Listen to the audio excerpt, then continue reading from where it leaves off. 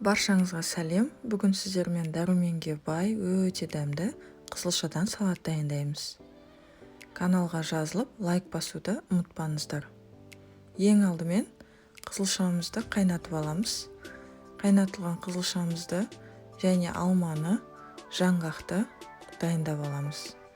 Үкіштің ең үлкен бөлігінен қызылшамызды өткіземіз.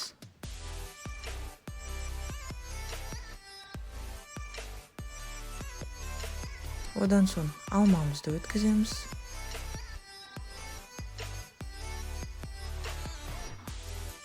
Міне осылай дайындап аламыз. Жаңғағымыздың сыртын ашып, майда бөліктерге бөлеміз. Ыдысымызға қызылша мен алманы орналастырып, бетінен жаңғақты осылай қолымызбен майдалап, үгітіп, немесе пышақпен турап салсаңыздар да болады.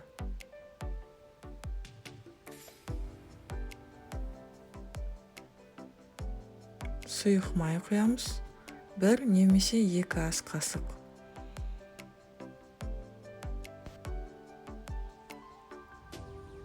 Жақсылап араластырамыз.